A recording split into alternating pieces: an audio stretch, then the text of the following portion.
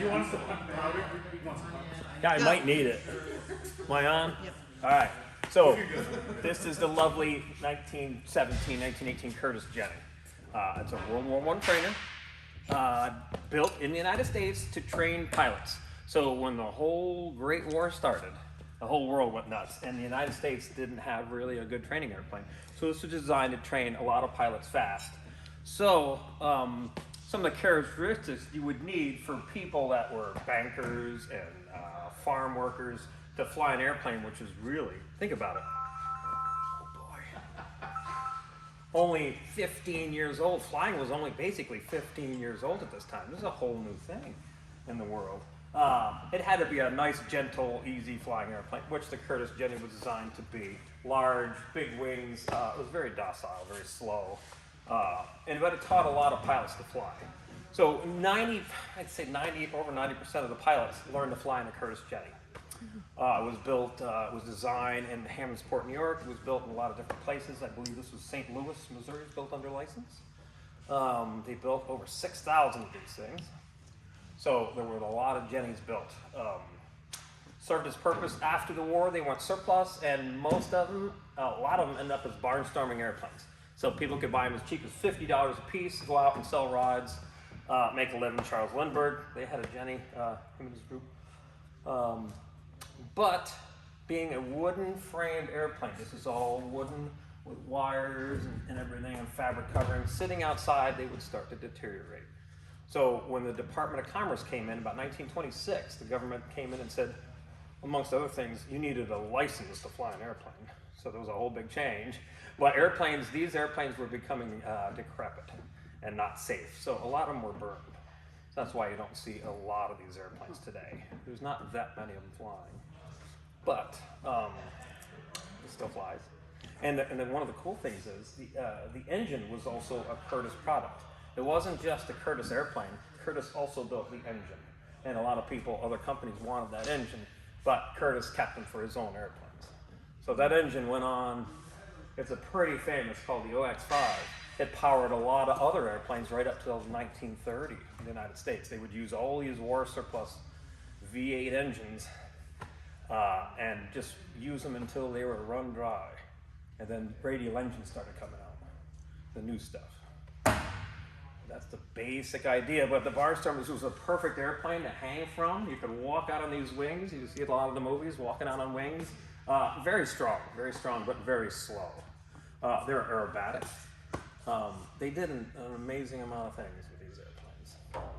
What was it like, the shape of it when we got it? Is it new wood and everything? There's pretty much all new wood. It's all original metal fittings, instruments, radiator, engine wheels, stuff like that. So it was, when it came here, it was already restored. Warren's dad had a lot to do with putting it together. So Tom Watson owned the airplane, and they put it together and he donated it to the museum, but it was already restored.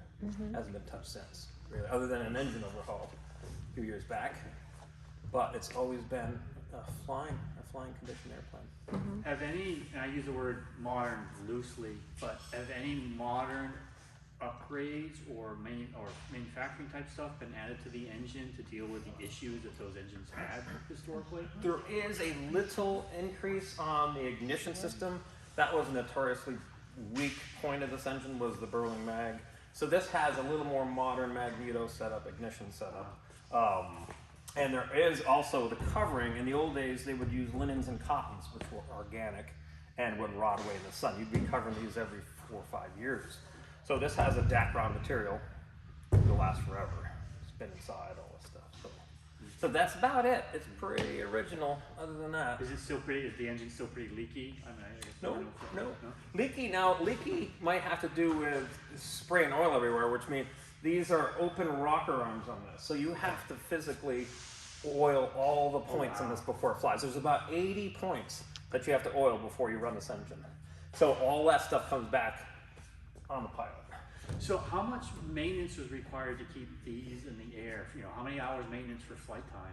Well, it's hard to say on that. It's a pretty trouble-free airplane. We really haven't done much. Like I said, the engine was sent out for an overhaul just to go through it. But you think about it, if we fly at every event, if we flew at every event for 15 minutes, we might get 2 to 3 hours on it a year. So it takes a while before you need to pull cylinders.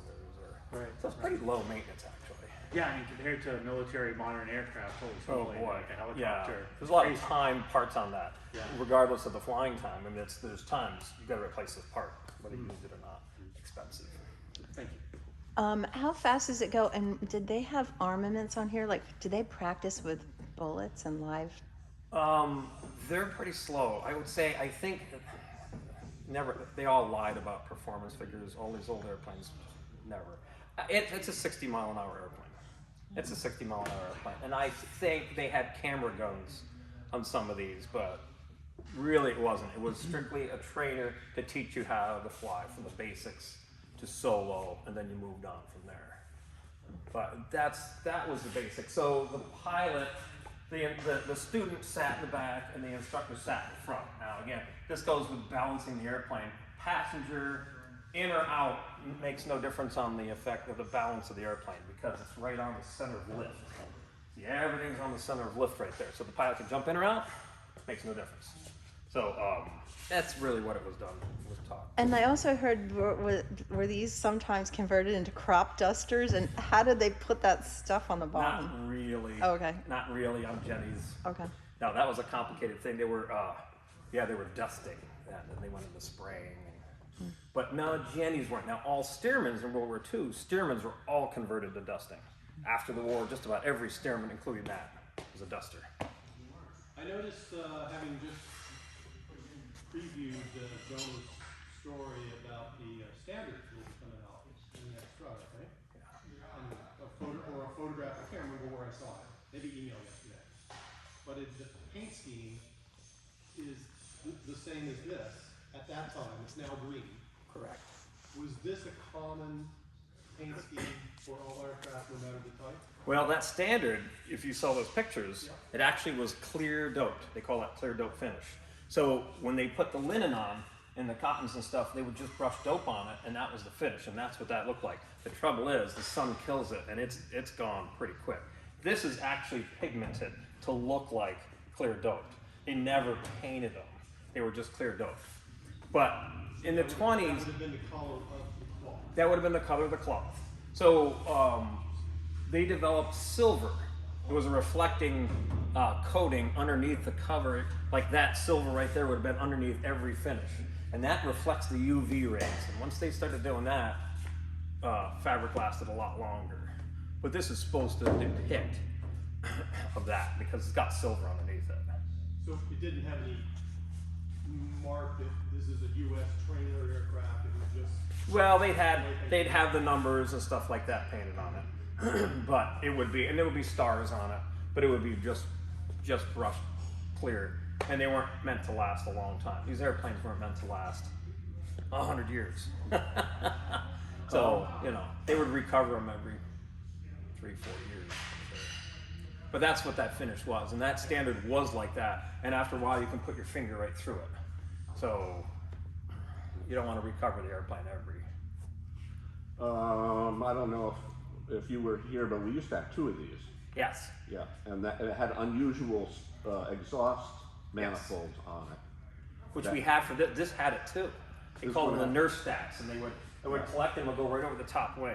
Okay, you've heard them called nurse stacks? I've heard nurse stacks. I heard it was Ambulance for stacks is what I've heard. a litter. What was it called? Ambulance stack. Because they would have, instead of this turtle deck, they would have a litter in here, and you could take someone off the field, and it would get the exhaust out of their face. There was a Canuck. There used to be a Canuck here way back, and I was going to ask you, late 70s, I think. Right. Canadian version. So the Canadians built these under license too, and a lot of them ended up on skis because they flew, all winter. So the Canadians built them also. My first day here, that was in the auto shop, which was then the aviation shop. And they were finishing up wiring, almost at the end. They had it assembled, just about ready to go. Yeah. And they were wiring up the wings. Yeah. I have also heard that this is the best restoration of a fly-in Jenny. Have you ever heard of that? I have not. Have you ever said that? Yeah, have you ever said that? I have. No. Well, see, back then I think it might have been at that point. Yeah. People get pretty crazy about the restorations now, and they're pretty accurate. It's pretty accurate.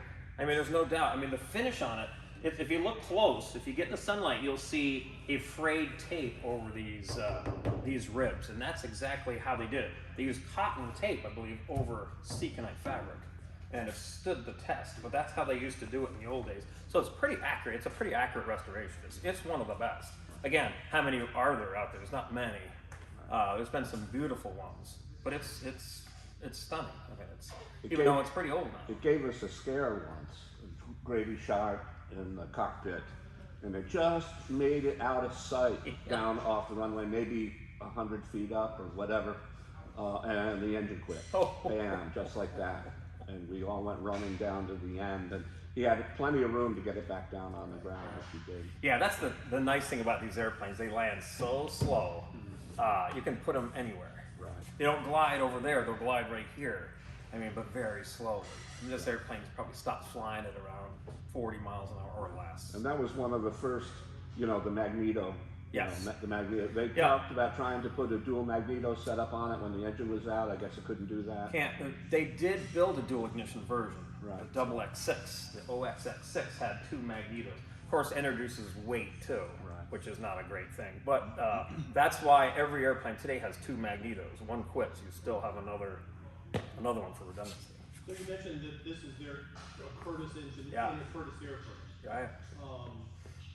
Were there other manufacturers, I'm thinking Wright, did they always build their own engines as well? Did Curtiss always build his own engines for his airplanes? And do you have other examples of Curtiss and or Wright engines? That's a good question. I don't know. I'm sure they were built under license. Curtiss engines, Curtiss airframes were. I believe engines were also. I know some like that Hispano Suiza in that standard over there. That's a it's a French thing, but it was built in this country by Wright. The Wright company built those under license. So there was a lot of license built. That Lerone and the Pup, that's actually built in the Union Switch Company down in Pennsylvania under license. It's a French manufacturer. I believe Curtiss, because they built a lot of engines, and they just didn't do it right there. So they built a lot, and everyone wanted those engines because it was a really pretty reliable engine for its time. And again, the neat thing is they used these right up till about 1930 in American production airplanes until that supply was gone. And then it was time for something new. Water We used a cooled. lot of those spent engines in race boats. Oh gosh, yeah. They use them for everything. But the trouble is, it's a very heavy engine for the power. It's 90 horsepower and it weighed close to 500 pounds with the radiator and water and stuff. So it wasn't a great performing thing. Air-cooled engines were coming in. Radial air-cooled engines were the thing of the future, and that's what really took over from these things. But it kept aviation alive in this country. I mean, aviation was, after the war, no one wanted anything to do with any of that stuff. So these people that wanted to keep flying kept flying going in this country and kept it right in the public's eye. Pretty big. Was that because people didn't see the possibilities, or people just didn't want to be reminded of the war? I think a lot. I think both. I think both. Yeah. But there was crazy people that all they wanted to do was fly. Yeah. And to keep this going, that's all they wanted to do. That's all they knew what to do, and it served a purpose. I mean, it kept it going, and then World War II, and of course, we were in full war after. Airmail, kind of like the Yes. Pony Express, Yeah.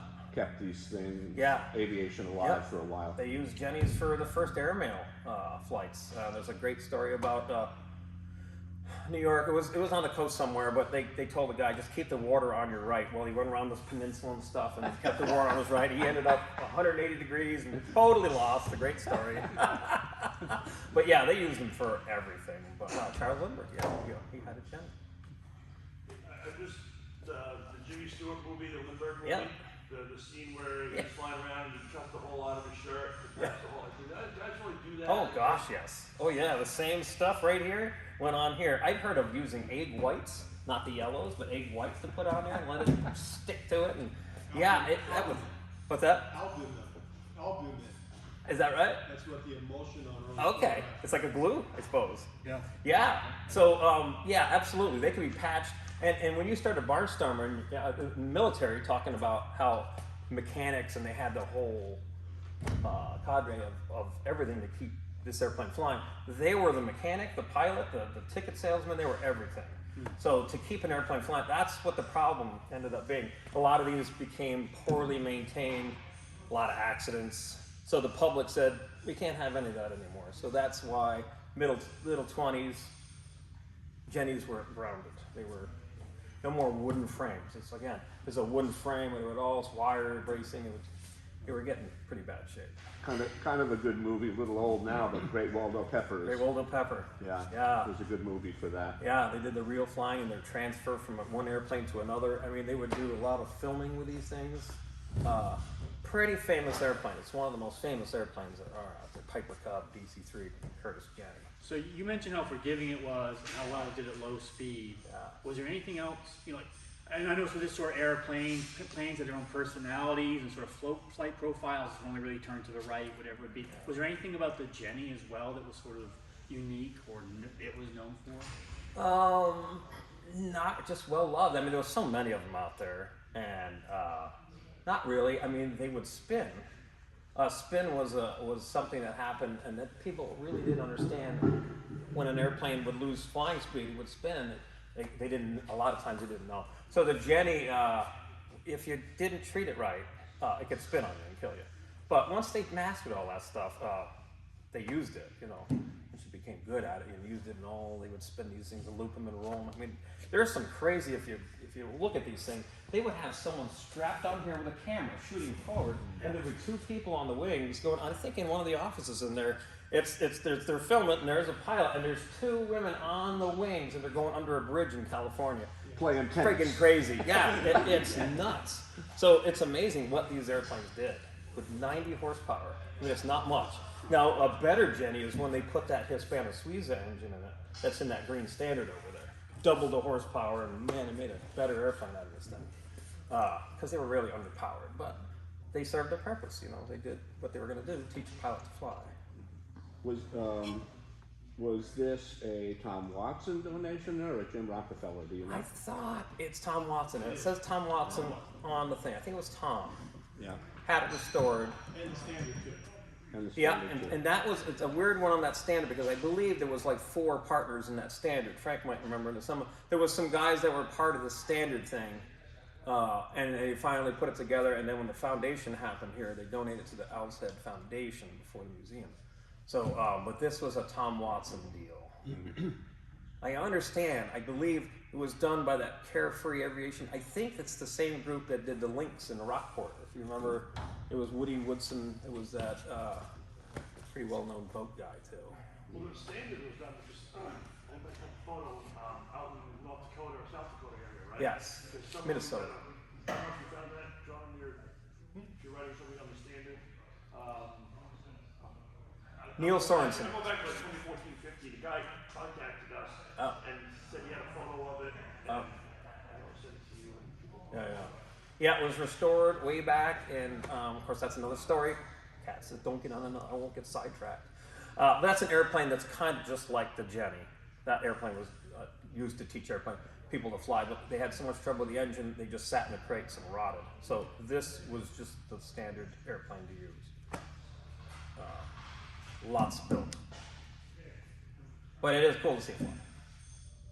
Because I was reading again, Joe mentioned, and Kat and Owen and Diane, the article she wrote was awesome. I was kind of getting misty after reading her last article. Right. When they restored this, it said they rebuilt the engine, and then we wound up having to do it, even though it's old, that's relatively low hours. Was it not done? Was it shade tree done? Was it, who knows? No, I think it's one of those things, the rings weren't great and all that stuff. It had very little compression. I tell you, this airplane it was a minimum performer. On a warm day, it would just barely get out of here. So it was never a fun thing to fly. So, we knew the engine it wasn't a bad overhaul, but it was time for maybe new style rings, better compression, all that stuff. And now it performs a lot better. A better ignition system and all that stuff. I had the Magneto kind of go out on me, well, not the Magneto, but lost a little power, and I knew it wasn't going to fly. 7 cylinders, you lose 1 cylinder, it's not going to keep flying. You need all 8 of these puppies to go around that field. So, but yeah, no, it was done. Yeah, literally, it probably had 30 hours since that overhaul total time. But it wasn't a bad thing. But it needed a valve job. It needed rings. So it'll last all our lives. This overhaul. Well, thank you, Carl. Yeah, I can shut down. Any other questions? Louis, you were supposed to have a question. No, I don't. Really? You covered a lot. Yeah. The next one we're going to talk about is a tower. All right? Might as well, we're going to go right around the corner because once we get into that area, we're going to have to change the time up because we're going to be right in everyone's way. So, Jonah will tell everyone and give the update, give you questions to throw at me. Carl, you remember that Curtis Fisher had a 90 Franklin on it. Right. That's when it went in the I remember that. pucker brush. Oh yeah, we'll get into that when we talk. I remember that. Yeah. There's incidents that go wrong, but don't forget on old airplanes. The cool thing about old, slow airplanes is they're more, more to have an incident, but the incidents are usually much lower degree of danger than a modern airplane because it's just so slow. And You they're can so safe. almost stall them out. Yeah, you can put them anywhere. So that's the great thing about these airplanes. That airplane lands about 35 miles an hour. It's